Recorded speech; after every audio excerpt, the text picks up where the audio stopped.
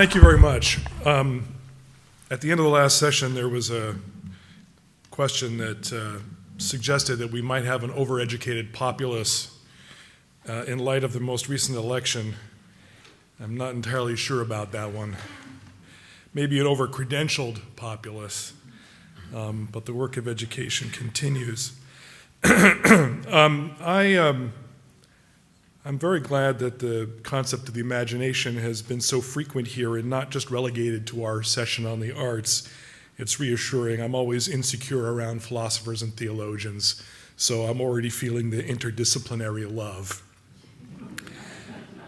I will say that I do, as a writer and a publisher of writing, I share Velma's view of contemporary literary theory and contemporary literary study. But my work is actually focused in the area of new creative writing and the creation of new works of art, meaning that my focus is on today, not on the past.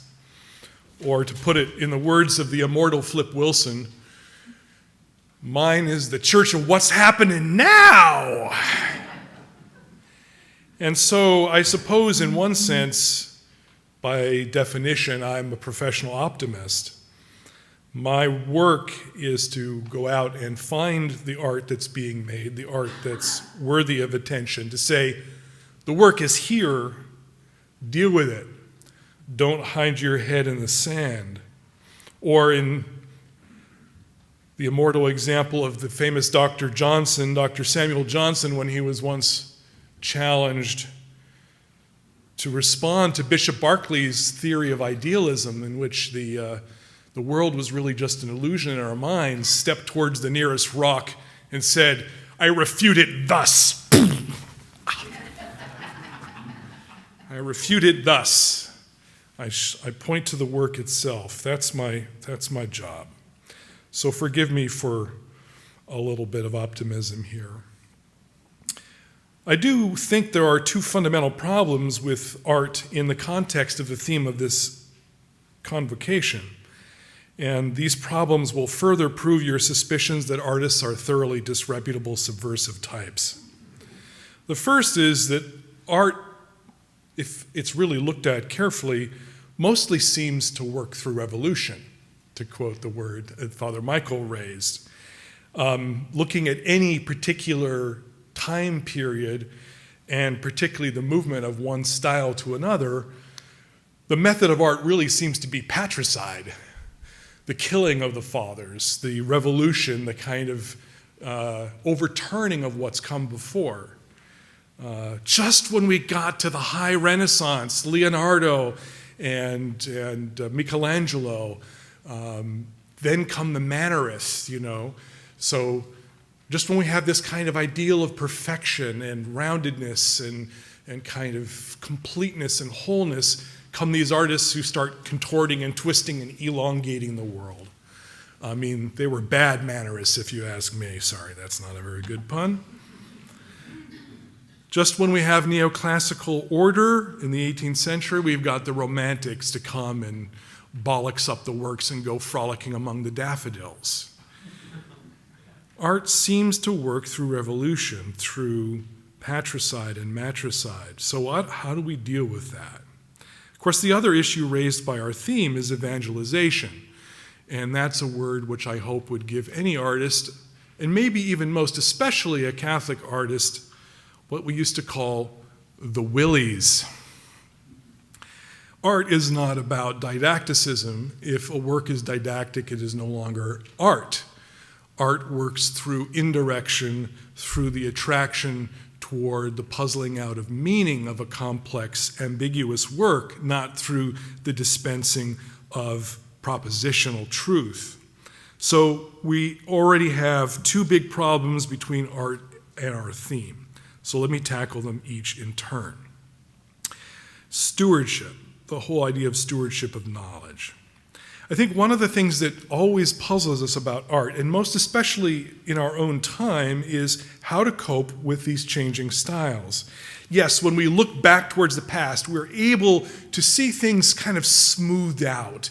Those individual shifts seemed smaller to us than they did at the time. I often try to get my students, though, to think about what it's actually like to be alive in any kind of liminal space between time periods. And the radical example I use is the one of what would you think if you were a group of Romanesque architects? You were the Romanesque Architect Club going to the very first Gothic church, right? You heard about this new church and you went in and you were used to the beautiful rounded arch which symbolized perfection and eternity and the solidity of the Roman Empire. And you, because you couldn't make very big windows in that form of architecture, the darkness and mystery of God. And then you walk into the very first Gothic church and you go, oh my eyes! And you look at these pointy little arches with their instability and their kind of effeminate, sort of non-strong kind of mode, and you think this is weak and this is pathetic. And yet we look back from our point of view and we think of the medieval era as a single era, an era of absolute harmony. But those guys would have been beating each other up in the alley behind Saint Denis, believe me. But especially in our own time, there's what the great Time magazine art critic Robert Hughes called the shock of the new.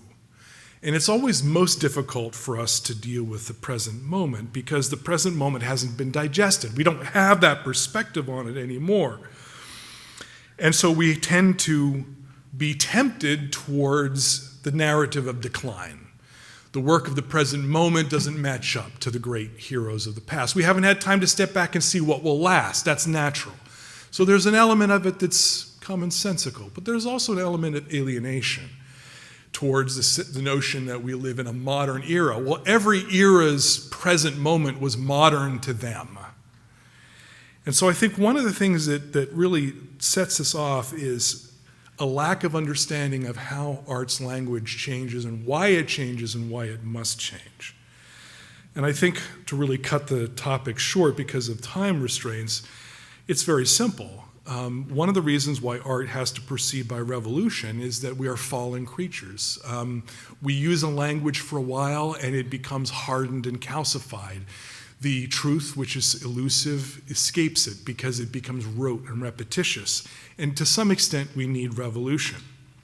And again, I think the role of history is important. Even if you were to take a look at high modernism, the shocking world of high modernism, think most especially, I think classically, of the premiere of The Rite of Spring by Igor Stravinsky.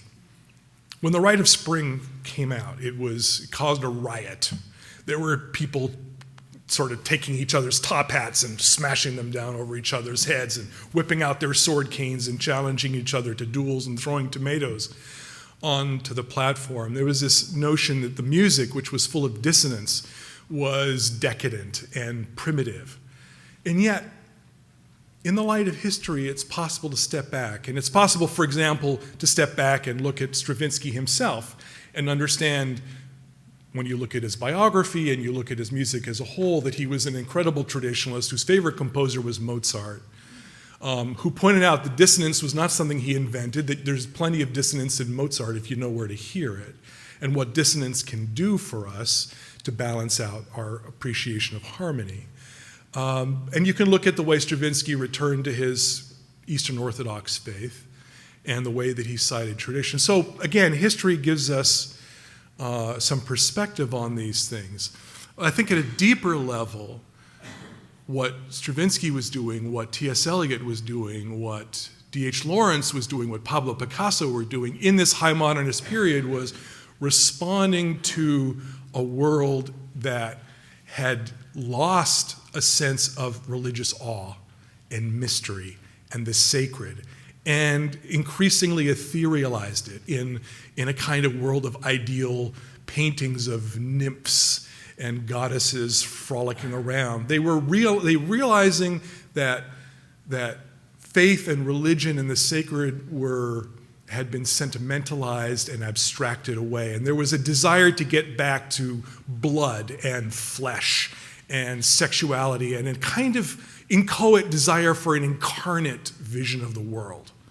And so you get D.H. Lawrence's sex mysticism, you get Pablo Picasso's Les Demoiselles d'Avignon, You get the rite of spring. You get T.S. Eliot's return to his interest in Buddhism and Hinduism, his interest in sort of the primitive and the kind of primal.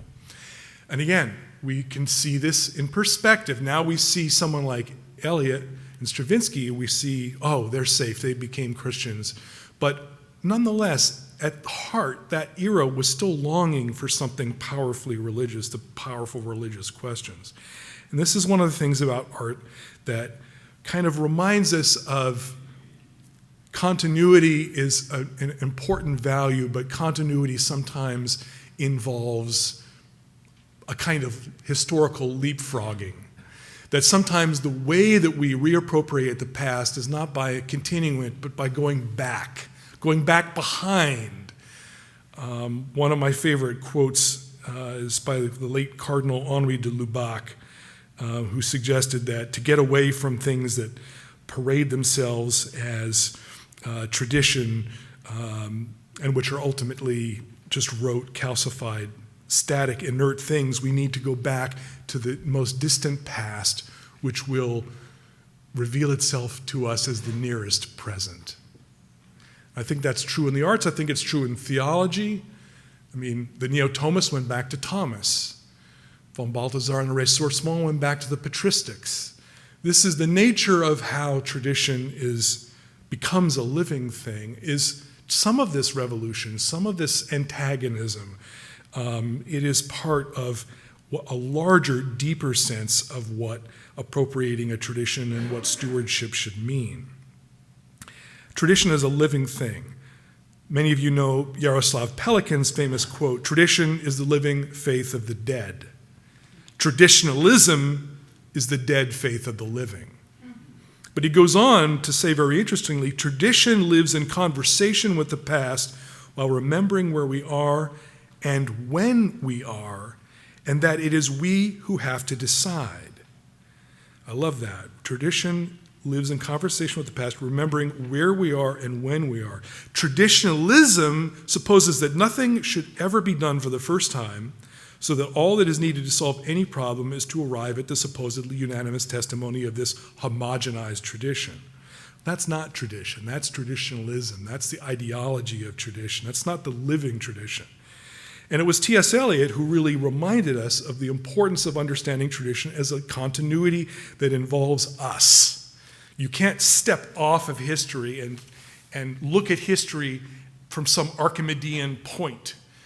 You are part of that tradition, and your own perspective is fundamental. Father Michael spoke about speaking to the age. Well, the way that we learn how to speak to the age is by recognizing that we are of this age. We may be critical of this age. We may have a critical perspective on the age that perhaps releases us from some of its worst errors, but to deny that we breathe the air of the age, that we are naturally coming from the place that is dominated by the characteristics of the age, would be naive and dangerous and certainly not an example of Christian humility.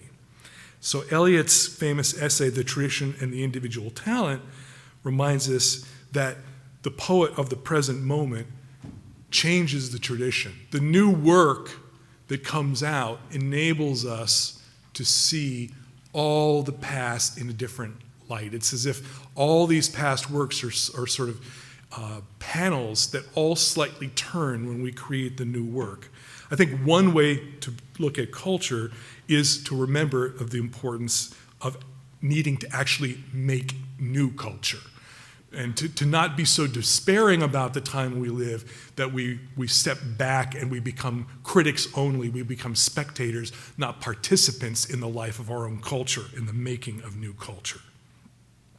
Now, finally, with regard to evangelization, this very scary word, I very much appreciated Sister Barbara's opening words about that our work is less about managing truths we offer than a willingness to be challenged by them as well, which reminded me again of another quote by Cardinal de Lubac, who said, "When I teach my brother, it is not really I who teach him, but we are both taught by God. Truth is not a good that I possess. that I manipulate and distribute as I please.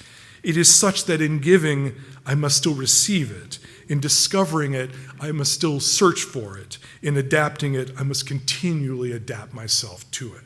I think that is one of the things that art teaches us. Art involves, as you know, a process both of a body of knowledge that the artist has and a body of skills, the habitus of art. But it also involves this mystery of creation, this mystery of improvisation of the new. Any great writer that you come across will ultimately say something to the effect that I didn't know what I thought until I wrote. That it is in the act of making that we are able to acquire knowledge. And I think this is very fundamental if we're to avoid a notion of truth as propositional and static and inert, and understand truth as a process, as a dynamic of giving and receiving at the same time. Well, I'm out of time. I would just say that as far as the evangelization is concerned, there is plenty out there for us to see. I think one of the reasons that I find my work difficult is I will cite the work that's being made, but people have already drawn the veil over their sight about the current world. I can talk about Terrence Malick and Martin Scorsese. I can talk about TV programs like Rectify. I can talk about novelists like Marilyn Robinson and Cormac McCarthy, or writers like Christian Wyman, Mary Carr, Jeffrey Hill, Thomas Transtromer. I can talk about the amazing rise of African literature with writers like U.M. Akpan, Chigozie Obioma, Chimamanda Ngozi Adichie, writers who are sincerely grappling with issues of faith. And it's difficult to get a hearing. So I would ask that we would all believe that this making of culture, this act of making, is as important as the critiquing and thinking and trying to understand that, and that tradition is a living, breathing entity, and that evangelization ultimately, as Cardinal Ratzinger said, as Philip quoted, comes from an attraction to something very concrete, a witness of beauty. And that, in my opinion, is really ultimately the best definition of art, which is a kind of bearing witness. Thank you very much.